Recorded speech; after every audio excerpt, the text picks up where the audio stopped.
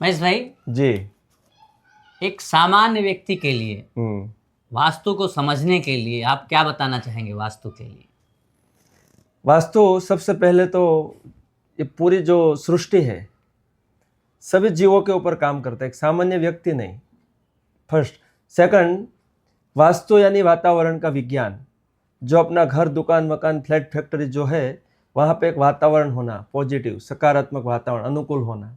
वास्तु जो है पंच तत्वों से पूरा पंच तत्वों को बैलेंस करना, जैसे जल, तेज, वायु, आकाश और पृथ्वी, मतलब पंच तत्वों का पूरा बैलेंसिंग करने के लिए उसको वास्तु हम बोलते हैं। वास्तु यानी प्रकृति का विज्ञान, पर वास्तु यानी प्रकृति के साथ जुड़ के रहना। सीधी भाषा में बोले तो वास्तु यानी अपना जो घर है वहाँ का वातावरण एकदम साफ सुथरा, अनुकूल रहना। घर के अंदर सूर्य की रोशनी आना, बाहर की हवा आना, मिट्टी के साथ संपर्क में रहना। घर का कोई एक कोना इधर उधर थोड़ा खुला रहना, यानी आकाश तत्व को हम पूरा उसका आनंद ले सके। वैसे ये पानी तत्व जो है, तो ऐसे पंच तत्व का जो पूरा बैलेंसिंग है उसको वास्तु कहा गया है। तो आजकल के ज़माने में लोगों के अंदर ऐसा है, एक विचारधारा है कि भाई इसमें कोई बहुत बड़ा खर्चा होता होगा व्यक्ति को। तो क्या ऐसा है कि इसमें कुछ ऐसा विशेष खर्चा होता है? लोगों के अंदर भय है कि भाई ये करेंगे तो इसमें इतना खर्चा हो जाएगा और ये जो है कहीं ना कहीं बड़े लोगों की चीज़ है, सामान्य आदमी नहीं कर सकता है। तो इसके बारे में आप क्या कहें? सबसे पहले तो खर्चा शब्द जो अंदर से आता है ना, दिमाग इतना नेगेटिविटी से भरा है तो ऐसे नेगेटिव थॉट्स तुरंत आ जाते हैं। लोगों के अंदर एक जिज्ञासा नहीं रहती है क्या है। सबसे पहले उसको जानो तो सही है क्या है। अगर जानने के बाद समझ में आए अच्छी चीज़ है तो फर्स्ट स्टेप लो, सेकंड स्टेप लो, तो धीरे धीरे समझ में आएगा। अभी खर्चे की बात आपने स्पेशली पूछी है तो लोगों के मन में यही भ्रमणाएं सब चल रही है कि खर्चा होगा, ये होगा, वो तोड़वाएंगे, वो फुड़वाएंगे। देखो, अभी जो बन गया वो बन गया। अभी आप कुछ नया घर बनाना चाहते हैं, कुछ नया दुकान, मकान, फ्लैट, फैक्ट्री, व्हाटएवर, कहीं भी कुछ भी आप करना चाहते हैं, तो हर एक के मन में खुद का एक सपना रहता है कि मैं अपने जीवन में एक ऐसा लेवल पे ऐसे घर बनाऊंगा। तो जो बन गया वो बन गया, उसके बहुत सारे रास्ते हैं। लेकिन जो नया जब बनाने जाते हैं तो सबसे पहले आप वास्तुकार को मिलिए। वो पूरा कागज के ऊपर आपको अच्छे से समझा देगा प्रकृति के नियम के अनुसार और शास्त्रों के विधान के अनुसार कौन सी चीज़ कहाँ लगाना, कौन सी चीज़ को कैसे मैनेज करना, ये बात। अभी जो बन गया उसके लिए क्या है, तो ज़रूरी नहीं है खर्चा करने से वास्तु होता है। आजकल बहुत सारी ऐसी घर के अंदर चीज़ें लगी है जो आप कम से कम 60 से 70% वास्तु वैसे ही ठीक कर सकते हैं। जैसे कि मान लो घड़ी है दीवार में, नहीं है दीवार में लगाओ, इसमें कहाँ खर्चा है? हम तो नई घड़ी लाने के लिए बोला ही नहीं है। अगर मान लो आपको बेड के ऊपर सो रहे हैं तो आपको अगर गलत दिशा में सो रहे हैं, हम बताया ये दिशा में नहीं, ये दिशा में सोइए, तो इसमें कहाँ खर्चा है? बच्चे पढ़ने के लिए बैठते हैं या होमवर्क कुछ भी कार्य करने के लिए बैठते हैं तो ऐसी स्थिति में हम बोलते हैं दिशा में मत बैठो, दिशा में बैठिए, इसमें कहाँ खर्चा है? अगर मान लो एक बार कलर आपने कोई डार्क या भड़कीला या फिर कोई ब्लैक कलर कर दिया और हम आके बोलेंगे इसको लाइट कलर करना है, तो देखो आपको समझ में तो आया इसमें लाइट कलर करना है। और घर में कलर तो हर 3-4 साल बाद हम रिनोवेशन छोटा मोटा करते रहते हैं, तो जब नेक्स्ट टाइम आप करते हैं तो साथ में वो टाइम पे लाइट कलर करवा दीजिए। जैसे भोजन के लिए दिशा है, टॉयलेट के लिए दिशा है, जैसे कोई भी अदर वर्क के लिए एक दिशा है, वैसे बहुत सारी घर के अंदर चीज़ें हैं, कौन से पोस्टर कहाँ लगाने हैं, तो इसमें खर्चे की बात ही नहीं है। लेकिन सबसे मेन चीज़ ये है कि आप ये विषय के बारे में कुछ जानते नहीं है, इसीलिए तो सब ऐसे ऐसे सवाल अंदर से निकलते रहते हैं। अभी लोगों के अंदर भरोसे की कमी है वास्तु के प्रति, तो आप ऐसी कोई एक ऐसी टिप्स दीजिए जो कि व्यक्ति अपना ले और उसके अंदर इस शास्त्र के प्रति भरोसा भरे। तो ऐसा आप कुछ अगर देखो, टिप्स मैं देना 19 साल का मेरा एक्सपीरियंस अगर आपके आगे शेयर करूं तो ये जो शास्त्र है ना वो आखिरी है। जीवन में इंसान कितना भी कुछ कर लेता है, जैसे देव कार्य, सत्कार्य, दान, धर्म, पुण्य, बहुत कुछ करता है और करना भी चाहिए, गलत नहीं है। फाइनली उसको आपने जो बताया कि भरोसा बैठ जाए। सबसे पहले तो ये जो शास्त्र है ना वो पूरा भाग्य के साथ जुड़ा है, प्रारब्ध के अधीन है। जिसका पुण्य का उदय होता है एक लेवल से बाहर जब निकलता है तब जाके कोई उसको एक अच्छा वास्तुशास्त्री मिलता है। क्योंकि हमारे जितने भी ग्रंथ है, सनातन परंपरा में जितने भी ग्रंथ है, सभी ग्रंथ हमें ज्ञान देते हैं और भगवान के साथ जोड़ते हैं, भगवान से कनेक्टिविटी बनाते हैं। जबकि वास्तुशास्त्र, ज्योतिष शास्त्र एक ऐसा शास्त्र है जो कंप्लीटली समाधान देता है। आज के समय में सोशल मीडिया पे आप जब जैसे ही जाएंगे आपको तरह तरह के वास्तु के टिप्स दिखते रहते हैं, तो एक आम आदमी क्या उनका उपयोग करे या ना करे, इसमें आप क्या कहना चाहेंगे इस बारे में? देखो, मेन चीज़ तो ये है कि जो कहीं ना कहीं लाइफ में कुछ प्रॉब्लम फेस करते हैं ना, वो सब कुछ करते हैं। ऐसे नहीं ये टिप्स उठाओ, ये टिप्स उठाओ। और रोड के ऊपर जो तोता लेके बैठता है ना, ज्योतिष, जो आदमी इंसान जब परेशानी में होता है ना, तब वहाँ जाके भी आस्था से खोलता है, क्या निकलेगा।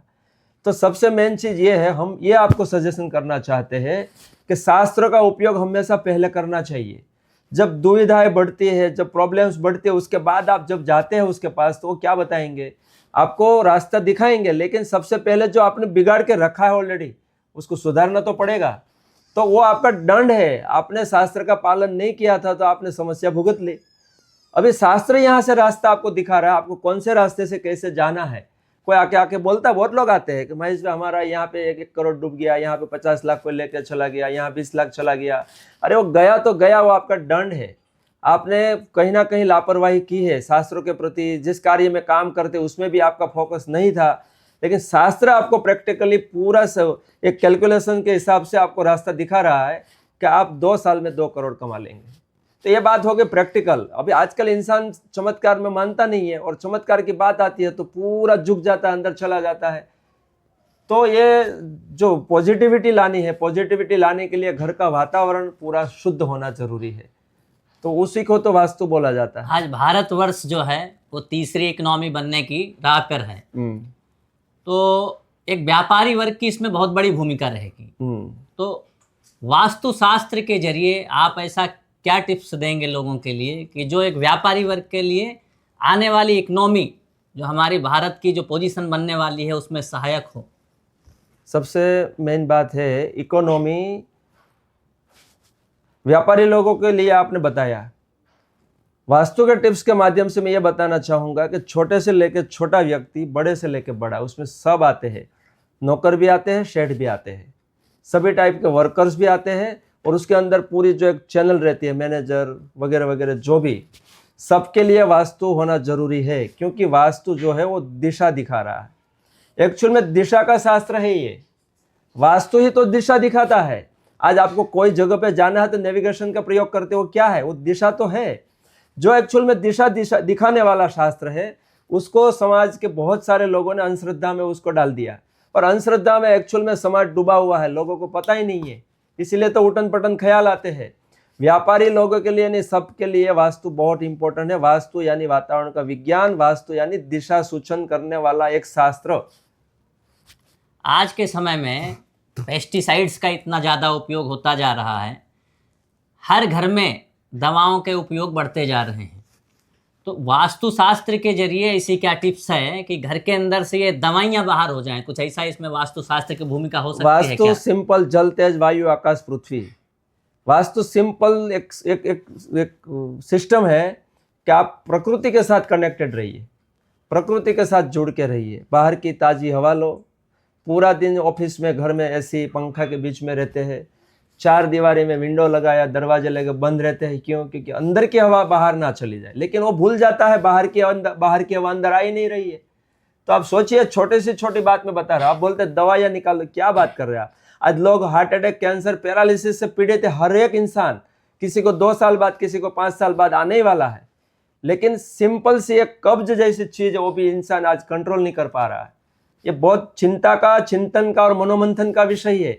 आजकल लोग वेल एजुकेटेड है, एडवांस एजुकेशन सिस्टम में जी रहे हैं, एडवांस मेडिकल सिस्टम काम कर रही है, एडवांस ट्रांसपोर्टेशन सिस्टम काम कर रही है। टेक्नोलॉजी, साधन, संसाधन, सुविधाएं, कौन सी चीज की कमी है आप बताइए? एक कब्ज जैसी सामान्य चीज इंसान कंट्रोल नहीं कर रहा। आज आपने कभी सुना कि विजयवाड़ा शहर में ये विस्तार के अंदर एक गौशाला या कोई भैंस का तबेला है, वहां पे 30 भैंस को कब्जियत हो गया? कभी सुना है आपने? नहीं। तो देखो, प्रकृतिगत जितने हैं जानवर, पशु पक्षी, जितने भी पेड़ पौधे, जितने भी प्रकृति और प्रकृति के अनुसार जी रहे हैं। जबकि इंसान क्या है, अपनी मनमानी करके प्रकृति के नियम को तोड़ रहा है। वास्तु सिंपल चीज है, प्रकृति के साथ जुड़ के रहना है, प्रकृति के नियमों को अपनाना है। वास्तु को श्रद्धा, अंधश्रद्धा, अतिश्रद्धा और भगवान, उसके साथ उसको कोई लेना देना नहीं है। अगर कोई बोलता है अंधश्रद्धा है, कोई बोलता है मैं नहीं मानता हूँ, सबसे पहली बात तो ये आप जानते नहीं है। जिस दिन आप जान जाएंगे ना वास्तु क्या है, आप छोड़ेंगे नहीं वास्तुकार को, एक बात। दूसरी बात, कोई बोलता है मैं मानता नहीं हूँ, ताकत नहीं आपकी वास्तु तक आप पहुंच सके। वास्तु के साथ वास्तु तक पहुंचने के लिए आपको कहीं ना कहीं कर्म के बंधन काटने पड़ते हैं। कोई प्रोडक्ट नहीं है, शास्त्र है। और जब भगवान की अति कृपा होती है, कोई साधु सन्यासी कोई महात्मा जब हमारे ऊपर राजी होते हैं, उसके आशीर्वाद जब मिलते हैं, तो कहीं ना कहीं कोई ना कोई माध्यम से हमें ये सब रास्ते दिखते हैं। ये बहुत इंपॉर्टेंट सब्जेक्ट है ये। अभी आजकल के समय में हर घर में कहीं ना कहीं पारिवारिक वातावरण बहुत दूषित हो चुका है, तो इसमें वास्तु की क्या भूमिका है और वास्तु का उपयोग करके कैसे परिवार के वातावरण को अच्छा कर हमारे सकते जीवन हैं? में जितनी भी घटित या अघटित घटनाएं घटती है, उसी के पीछे दो ही चीजों का योगदान है। एक तो वास्तु का प्रभाव, दूसरा है ग्रहों का प्रभाव। अब ये बात का जवाब सुन के बहुत लोग इसके अंदर तर्क वितर्क करेंगे। बहुत कुछ आता है, कर्म के सिद्धांत आते हैं, भजन भक्ति आता है, बहुत कुछ आता है, ऐसा नहीं है, लेकिन वो सब पेटा में आते हैं, उसके अंडर में चले जाते हैं। फाइनली आज मेरे जीवन में कुछ अच्छा हो रहा है तो कहीं ना कोई पॉजिटिव उसका इफेक्ट आ रहा है, कुछ गलत हो रहा है तो नेगेटिव इफेक्ट आ रहा है। तो फाइनली वास्तु ही तो है विज्ञान, वास्तु ही तो है प्रकृति का नियम, उसी का ही इफेक्ट है। आज पारिवारिक मामले के विषय में आपने पूछा है, जब हम हमारे बेटा बेटी का शादियों के लिए जब बात कर रहे हैं, तो सामने जो लोग को पसंद करना होता है, मतलब जो लड़की पसंद करनी होती है, तो उसका परिवार जानते हैं, लड़की कैसी है, क्या है, उसका बैकग्राउंड क्या है, उसका बायोडाटा लेकर पूरी हिस्ट्री निकालते हैं, उसकी कुंडली बना के सब पूरी हिस्ट्री निकालते हैं। उसके गांव में या रिश्तेदारों में जानते हैं लोग कैसे हैं, वो लोग भी वही कार्य करते हैं, लड़का कैसा है, समझे लोग जो बनने वाले वो कैसे है, सब कुछ देख के किया जाता है। मंगनी 6 महीना, 4 महीना, 8 महीना, 1-1 साल तक रहती है, लोगों का आना जाना रहता है, आदान प्रदान होता है, व्यवहारिक लेन देन भी होती है, बहुत कुछ होता है। हंसी खुशी से मिश्री खिलाते हैं, गुड़ खिलाते हैं, मिठाई खिलाते हैं, गले लगाते हैं, कितना कुछ करते हैं। शादी हो जाने के बाद 1 साल, 1.5 साल, 2 साल होते होते तो पता नहीं एक दूसरे के दुश्मन बनने लगते हैं, एक दूसरे का मुंह देखना पसंद नहीं करते, एक दूसरे बोलते हैं तो मतलब जैसा लगता है कोई राक्षस आके उसके ऊपर अटैक कर रहा है। तो यही तो है 4 दीवारी का वातावरण। आज लड़की चाहती है घर में अच्छा वातावरण बना रहे, लड़का चाहता है घर में अच्छा वातावरण बना रहे, लड़के के माँ बाप चाहते हैं, लड़के के माँ बाप चाहते हैं, सब घुल मिल के रहे। मेरा तो यही प्रश्न है, क्यों नहीं हो रहा है? और जो प्रश्नार्थ जो आया ना, क्यों नहीं हो रहा है, वहां से वास्तु स्टार्ट होता है। सभी प्रॉब्लम्स का सॉल्यूशन वास्तु है। आपने अपने इतने बिजी शेड्यूल से समय निकालकर हमारे विजयवाड़ा के लोगों के लिए, बंधुओं के लिए जो अपना मार्गदर्शन वास्तु के माध्यम से किया है, इसके लिए हम आपके बहुत आभारी हैं। आपका बहुत बहुत जी धन्यवाद धन्यवाद। हम भी आपके आभारी हैं। आपने हमें आमंत्रित किया, पूरे आदर सत्कार से हमें यहाँ बिठाया, बुलाया, और हम भी आपका जो हमारे ऊपर भरोसा है, आपका हमारे ऊपर जो विश्वास है, आप जब भी ये शास्त्र के लिए हमें बुलाएंगे, हम हर काम छोड़ के आपके लिए हमेशा हाजिर रहेंगे। धन्यवाद। बहुत बहुत।